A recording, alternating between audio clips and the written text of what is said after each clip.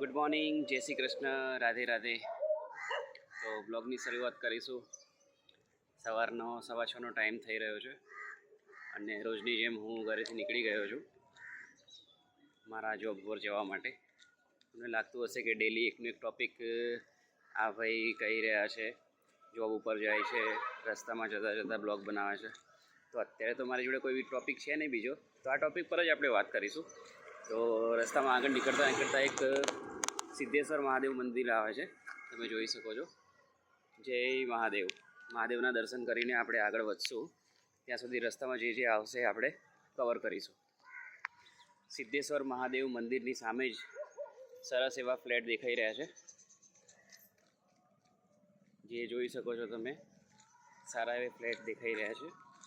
હું વિડીયો બનાવતો હતો ને જસ્ટ મારી પાછળથી એક દાદી જઈ રહ્યા હતા, મારી સામું જોઈ રહ્યા હતા. વિચારતા હશે કે આ ભાઈ શું કરે છે, પણ દાદીને ખબર નથી લાગતી કે હું બ્લોગ બનાવું છું, એટલા માટે. મારી ઉપરથી જસ્ટ વિમાન ક્રોસ થયું છે, તમે આ જોઈ શકો છો. જઈ રહ્યું છે વિમાન. હવે હું પહોંચી ગયો. આ શારદાબા સ્કૂલ છે, ત્યાં હું પહોંચી ગયો છું. તમે જોઈ શકો છો, આ શારદાબા સ્કૂલ છે.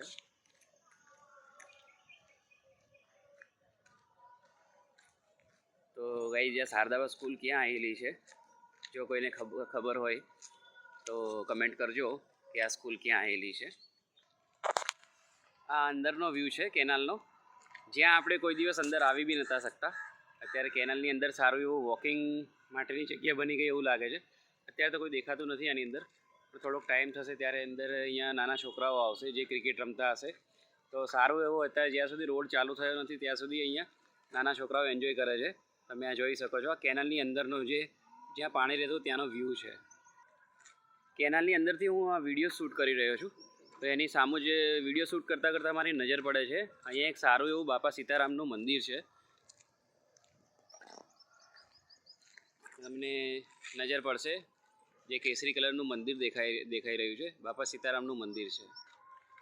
હું રોજ આ રસ્તા ઉપરથી નીકળું છું અને સેમ આ ટાઈમે છે ને બેકગ્રાઉન્ડમાં મસ્ત એવી આરતીનો વોઇસ આવતો હોય છે, જે આરતી સાંભળીને મારું મન એકદમ ખુશ થઈ જાય છે.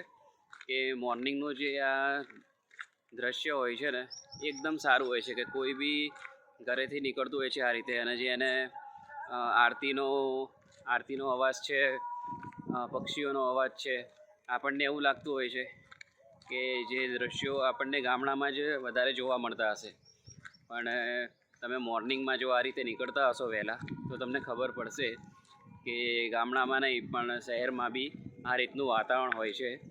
તો તમે જોઈ શકો છો બેકગ્રાઉન્ડમાંથી અંબેમાની આરતીનો અવાજ આવી રહ્યો છે. આ દ્રશ્ય જોઈને તમને એવું લાગતું હશે કે તમે કોઈ શહેરમાંથી નહીં પણ કોઈ ગામડામાંથી શૂટ કરી રહ્યા છો એવું લાગી રહ્યું છે.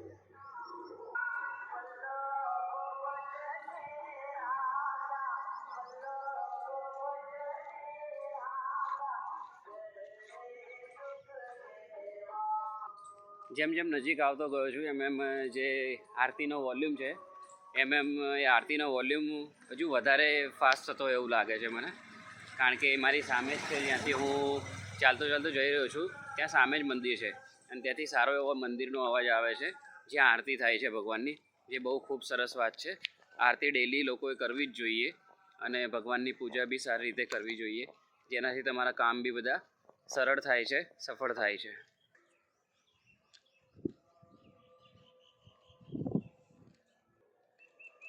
આજે મારા પાછળની સાઈડ જે દિવાલ છે ને એની પાછળ આપણે આઈટીઆઈ આવેલું છે.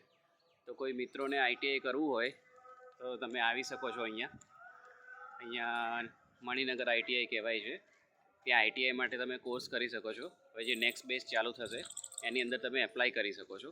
તો તમે જોઈ રહ્યા છો જ્યાં પાછળ છે, પાછળનું જે કોર્ટની પાછળ જે દેખાઈ રહ્યું છે એ આખી આઈટીઆઈની બિલ્ડિંગ છે, જ્યાં સારું એવું તમને શીખવા મળશે તમારી સ્કિલ પ્રમાણે.